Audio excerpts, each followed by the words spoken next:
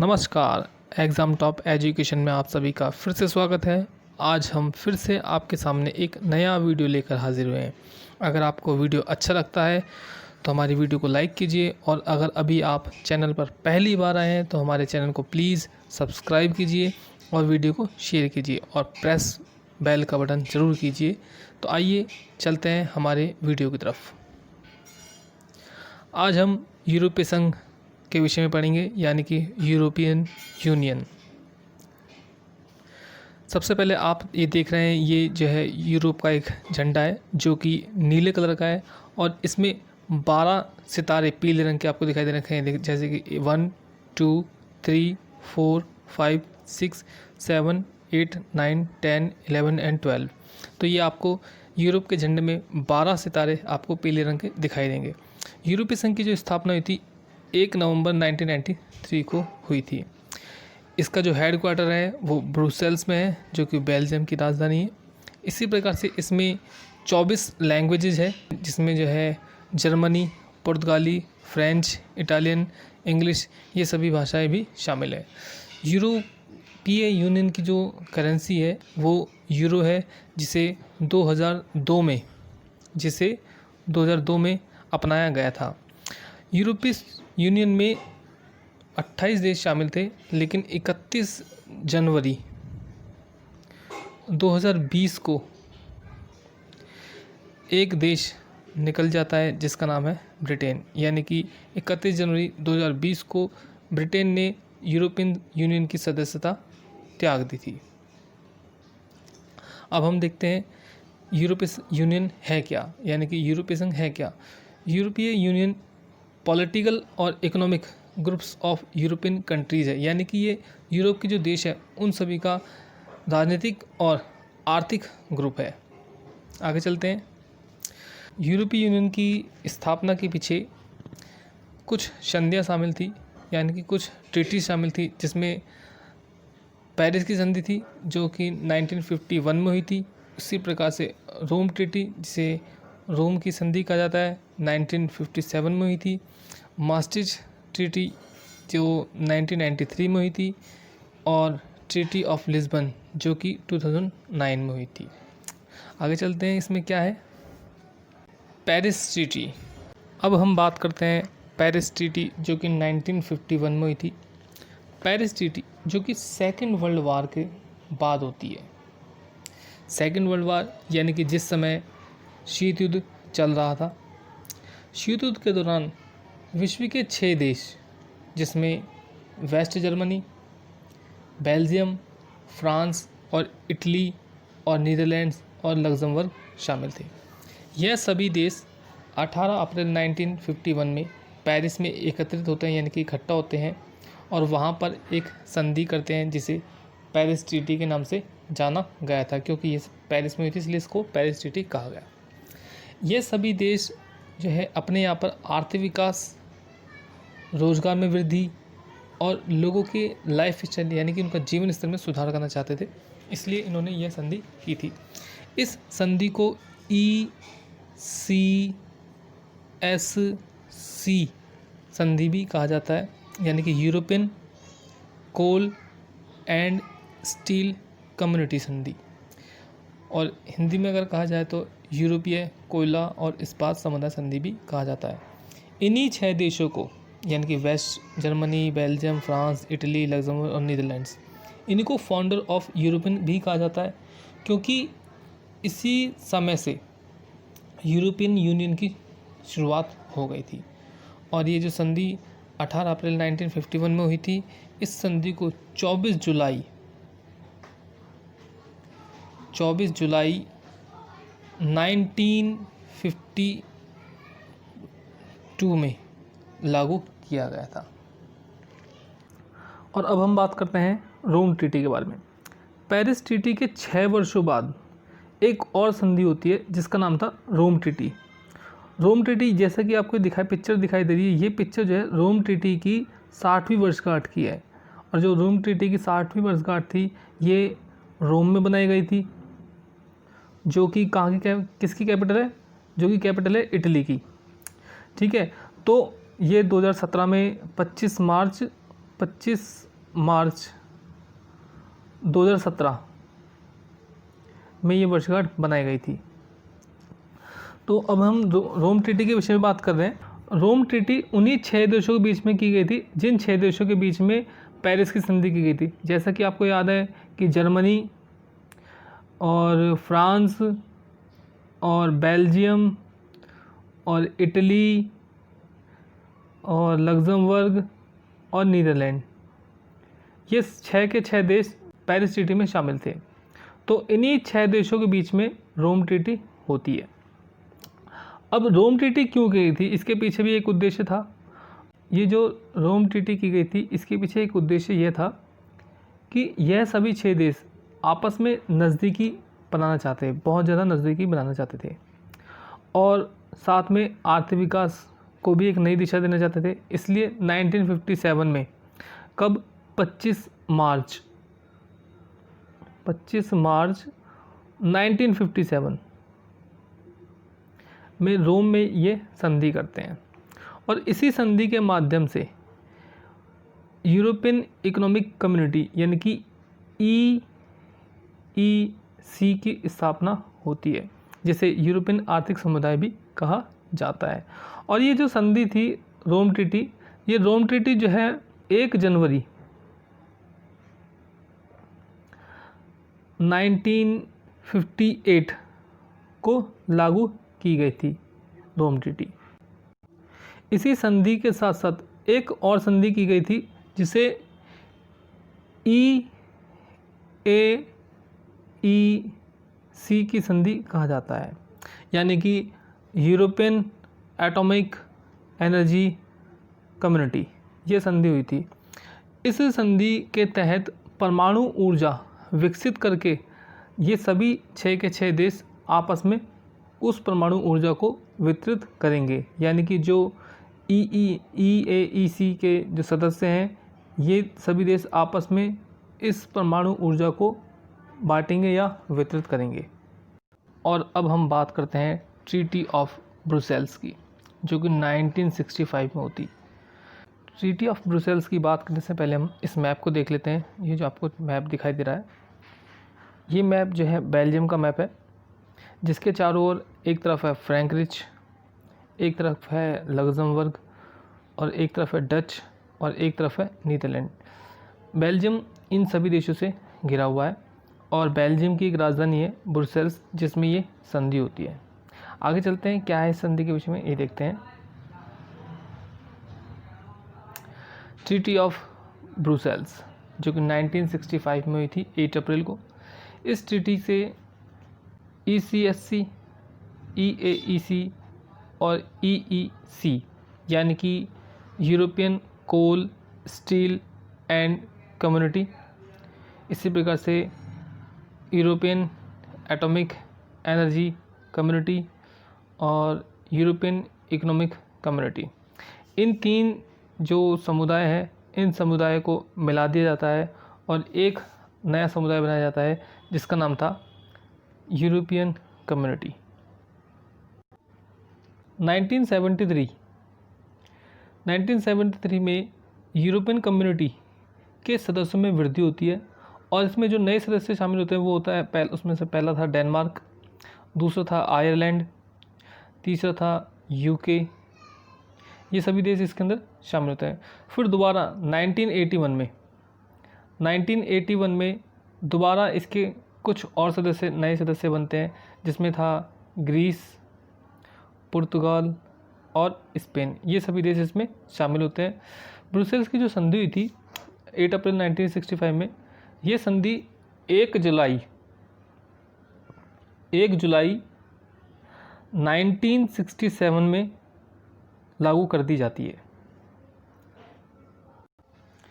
और इसके बाद हम देखते हैं मास्ट्रिक्ट संधि। मास्ट्रिक्ट संधि, जिसे कई बार यूरोपीय संघ संधि भी कह दिया जाता है। मास्ट्रिक्ट संधि जो हुई थी 1992 में थी, जब तारीख थी 7 फरवरी। इस संधि में कुल 12 देश शामिल थे जो इसके सदस्य थे, और ये सभी 12 देश यूरोपियन यूनियन के सदस्य थे। इस ट्रीटी के माध्यम से जो 12 कंट्रियाँ थी और 12 कंट्री के जो नागरिक थे उन्हें किसी भी देश में, किसी भी देश का मतलब है जो 12 देश थे, उन सभी 12 देशों में आने जाने का अधिकार प्राप्त हो गया था। अब वह यूरोपियन यूनियन के 12 देशों में से किसी भी देश में बिना वीज़ा के जा सकते थे और उन्हें यह अधिकार मिल जाता है। यह संधि 1 नवंबर 1993 को लागू कर दी जाती है। इस संधि में जो देश शामिल थे वो थे, पहला था इसमें बेल्जियम, दूसरा था डेनमार्क, तीसरा था फ्रांस, चौथा था जर्मनी, फिर आता है ग्रीस, उसके बाद आता है आयरलैंड, उसके बाद आता है आपका स्पेन, उसके बाद आता है आपका इटली, फिर आता है लग्जमबर्ग,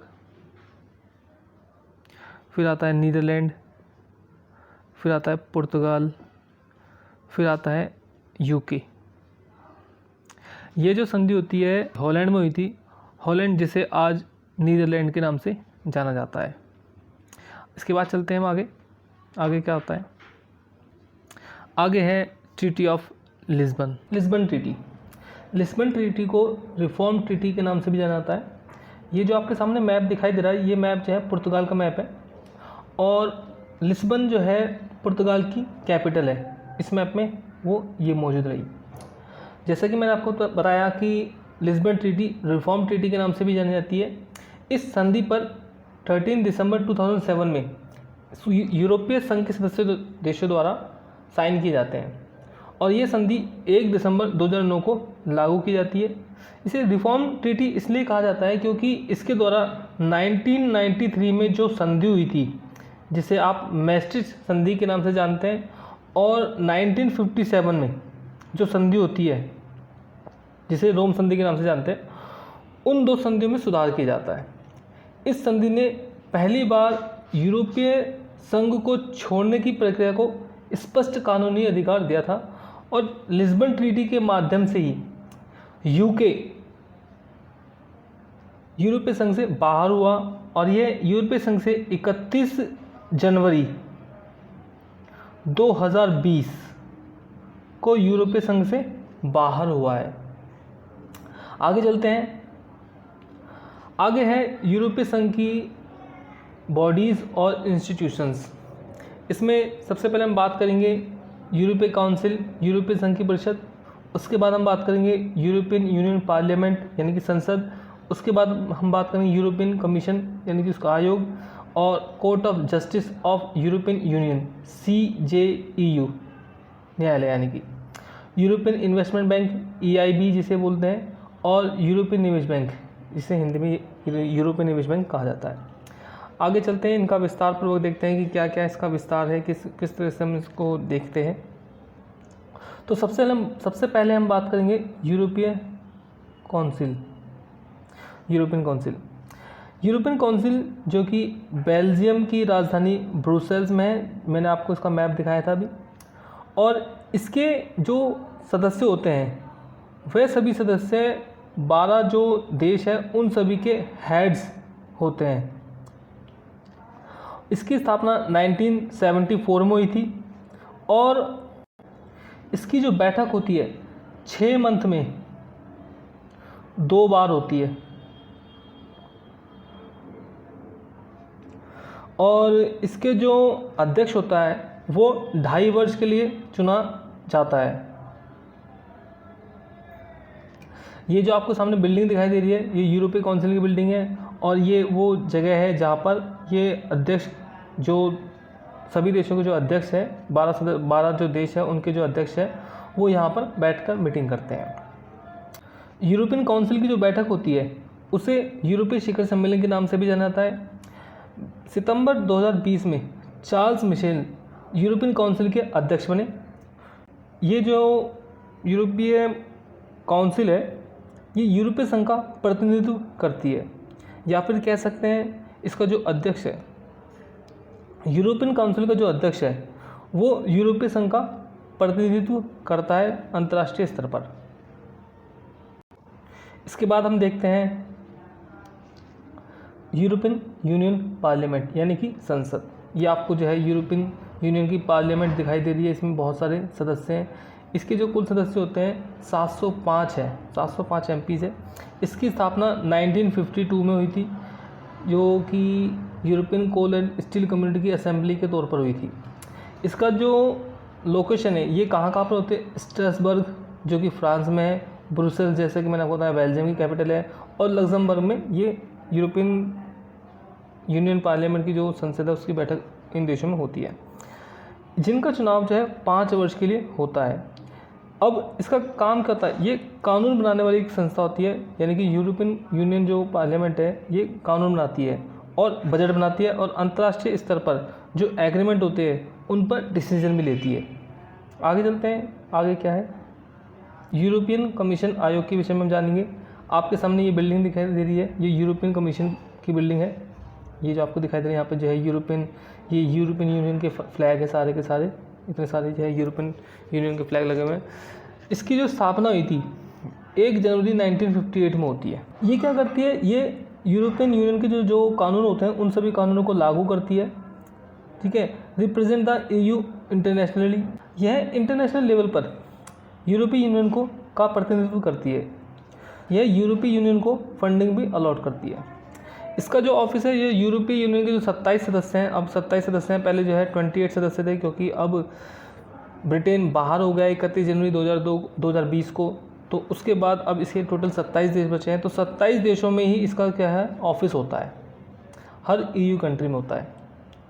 आगे देखते हैं, अब हम बात करेंगे court of justice of the European union यानी कि CJEU, इसके विषय में हम बात करते हैं।